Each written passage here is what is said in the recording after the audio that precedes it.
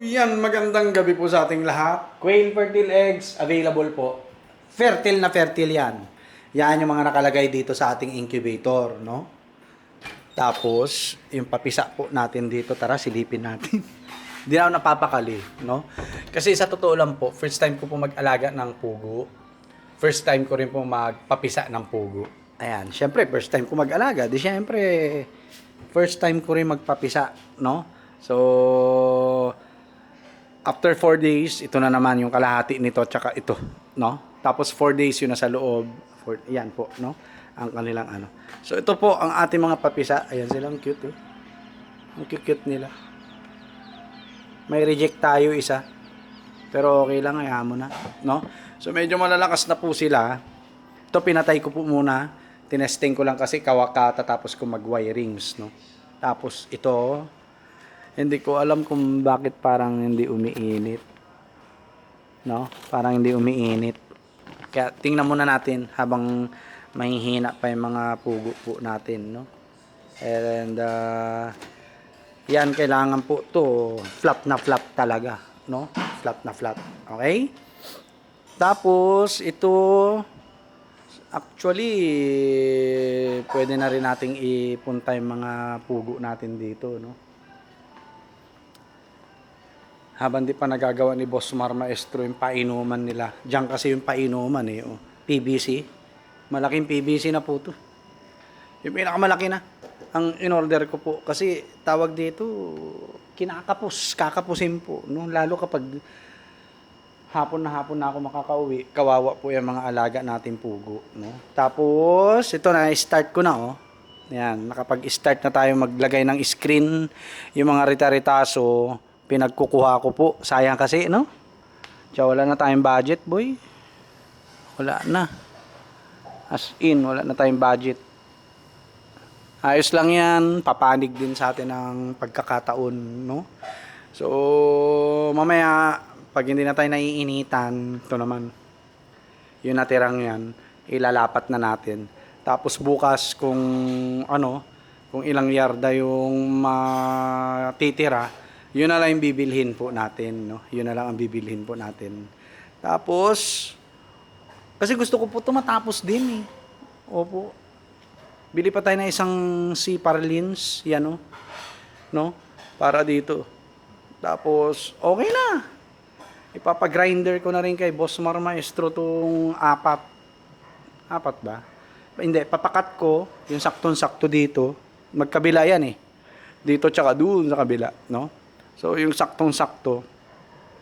Tapos, pasalpak ko na rin yung cup. Ito. No? At para at least, ikakabit ko na lang. Ako na lang magkakabit po. No? Ako na lang magkakabit. Pero magkakaproblema tayo rito, oh.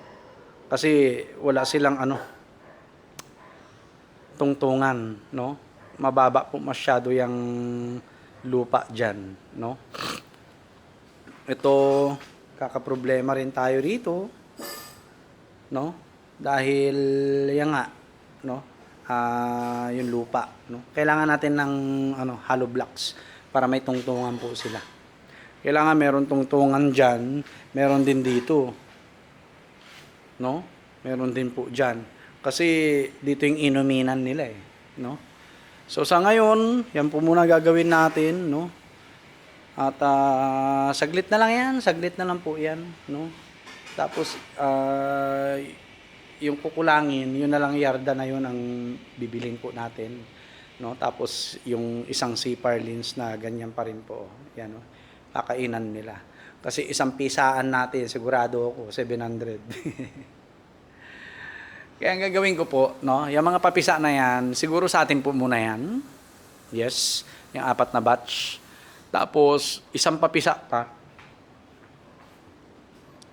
Tapos, yung mga susunod na papisa natin, bebenta na po natin. Bebenta na po tayo, no? At para at least maayos. So nakikita naman diyan yung lalaki sa babae. Ang gagawin ko po, yung mga extra na lalaki for meat na siya, for meat na. All right? So, yun lang po. Unti-untiin ko na to, wala na akong Ayoko nang gumastos dun sa savings nila eh. No? Ako na lang po magkakabit-kabit niyan. Bumili na rin po ako ng ito, cable tie.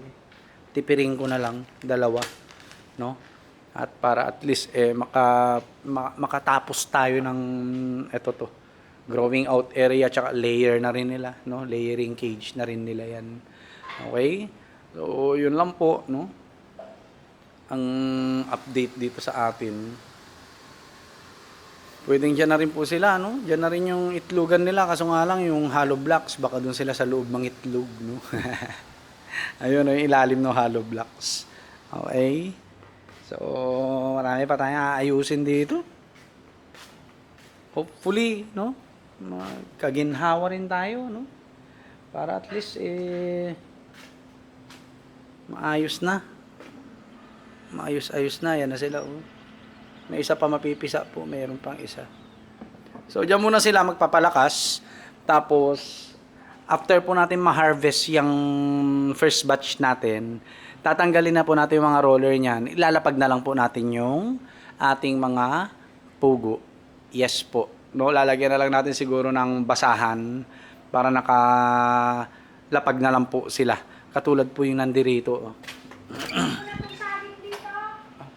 Tsaka ito po, yan, no, nakalapag lang. Mas marami tayong mailalaman, no? Mas marami tayong mailalaman. And naiisip ko po na naiisip ko po na dito na lang tayo magpapapisa, no? Magprutas na lang Opo. tayo. Dito na lang po tayo magpapapisa, no? At ayun, no? Si Mama. Nag-i-enjoy siya doon sa mga pugo. Nila, oh. Ilan na? Huwag mo nang buksan.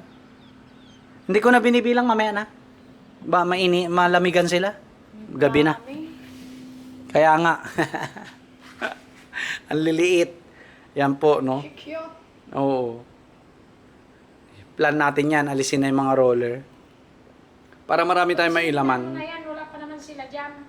Para wala pong mailaman. Tapos, dito po, nakalapag din po ito. No? Nakalapag din yan. Alright? Para at least, isang piece, isang bagsakan po, no? 1,000 na papisa, no? Ayan. Alright? So, okay naman na tayo. May brooder na. May growing out na. Ayan, isa. Itong isa talagang wala pa, no? Iniisip ko rin po na tapusin na rin. Kasi gano'n na rin po eh. Pero hindi ko na aanuhin si Boss Mar, no? Papagrinder ko na lang si Parlin siguro, no? Or, ako nang bahala po dyan. Ako nang bahala, no? Ako nang bahala. Yan. Siguro hanggang dito aabot tong screen natin. Hopefully. Sana. No? Sana po. Kasi, di ko rin na malayan yung bonus natin. Yun nga, nagpagawa tayo. Nga lang, konti pa lang napapagawa natin kasi yun nga, no? So, yun mabanggit ko na rin, no? Iba na diet natin ngayon, boy. No? More on papak-ulam na lang. Tapos, ayan, saging, puto, ganun din, no? At yun po muna sa ngayon. Ang gagawin ko po, pag napapisa na natin to 4 na batch, itong mga tawag dito, ito. Itong 2 DIY incubator natin, di na natin gagamitin. Magpapagawa po tayo ng incubator. Sana. Sayang talaga yung bonus, boy. Lumipas lang ng ganun-ganun, no? Ay, nako, at least, no, meron tayong hinihintay na biyaya. Buwan-buwan, no? Sa ating mga papisa, no? Sa ating mga papisa. Ayan, no? Sila yan, di ba? Okay? So, bukas, lalapag ko na rin po yung mga pugo natin dito, no? Okay? Na mga breeders po. Ito lang, dito lang muna sila. Yan, straight na yan, no? Para at least, breeders, tapos itong first 4 batch natin dito, kung kukulangin, dito na, no? Tapos yung mga susunod natin na papisa, doon na, no? Tapos, ang gagawin ko po, no? Mag-a-announce ako kung ilan yung pang-out natin. No? About 200, 300 heads. Ganun po. Every batch. No? Every batch po. Okay? At tayo po ay mamimili pa ng mga bulto ang katawan talaga. No? Sa babae at lalaki para at least magkaroon din tayo ng selective breeding. No? Yung selection din ng mga breeders po natin. Alright? So, yan. Maganda pong sinyales ang ating mga fertile eggs. No? Magandang sinyalis po. Nga lang talagang naano ko na, dismaya ako, men. Dismayado po ako talaga. Although, thankful ako dahil syempre may mga bonus kami. Pero alam nyo po yun, yung tipong gusto kong i-expand, hindi nangyayari, boy. Siguro, kaloob din ng Panginoon na meron ka ng breeders, pagtiyagaan mo na paramihin, no? Tapos, every now and then, magbebenta tayo ng mga day-old chicks at saka RTL. So, itong kinaganda po nito, no? Magkakaroon tayo na minimum 100 heads ng DOC or day-old chick at saka 100 heads na minimum din sa RTL, RTB. Kasi, ika-day 20, after nila mag-hatch, yun na po yung RTL. At 35 pesos to 40 pesos na ang isa. No? 35 pesos to 40 pesos na po ang isa. Isang pugo kapag RTL, RTB na po. No? Kaya, tapos hindi pa sila ganong malalaki. No? Hindi pa sila ganong kumakain. No? Hindi pa sila ganong kumakain. Kaya magmi-minimum po tayo 100 heads. Sa day-old chick at saka sa RTL, RTB po natin. No? So ito, kapag gising pa tayo mamaya, ayan sila oh. Wala, may reject tayong isa. Okay lang yan, ayaw mo na. No? At, ito hindi ko alam, no? Parang hindi umiinit. Mainit din. Mainit din. No? So, at least, papisa, brood, grow, then benta. Papisa, brood, grow, benta. No? Ika-day 20 po nila is ipo-for sale na natin sila. Kaya day 15 pa lang, ipopost na po natin sila. No? So, syempre, mag-iiwan pa rin po tayo ng mga breeders po natin sa every batch. No? Kahit mga 100. Okay? Kahit mga 100 po. No? So, hopefully, no, dito na tayo guminhawa.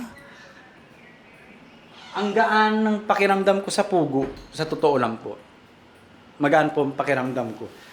Magaan ang pakiramdam ko na ito ang bibigay sa atin ng ginhawa talaga. No? Kaya nga, pag sobra-sobra na yung mga pugo ko rito, magkakaroon ako dito ng anong tawag doon? Aviary ba? No? Kapag mayaman na tayo, kapag kumikita na tayo ng sobra-sobra, yung tipong ang dami na nating savings, nakakabayad na tayo ng mga utang natin sa mga loan natin, no? Kakaroon ako ng aviary rito, yung parang eto pwede natin gawin yan, no? Pwede po natin gawin yan. Yung meron na silang hapunan, may pugad na, no? Diyan ay pagkain nila. Yung free sila, no? Ganon po ang gusto ko. Yung tipong meron tayong for pet na pugo, tapos meron tayong pang egg production, at saka pang incubate na mga itlog, no? Ganon po ang gusto ko. Tapos ito, strict for DIY hydroponic system po talaga natin. No? Para hindi tayo mawawalan ng activity kapag nag-resign na po tayo, no? So yan. Magpapadagdag pa ako rito. Depende po kung tayo ay kikita po, no? Dito sa ating pagpupugo. Hopefully, sana po, no? Hirap maging mahirap, men. Right? Mahirap po maging mahirap. Gusto ko nang guminhawa. At sa nakikita ko, ito po magbibigay ng ginhawa sa atin. Wala pong halong kaplastikan. Sa tingin ko po, ito po talaga.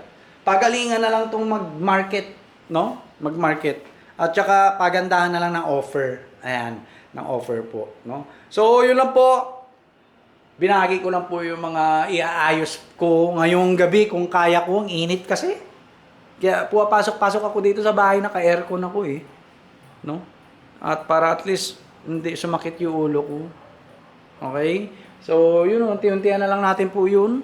Okay? Magandang gabi po sa ating lahat. God bless po. Peace!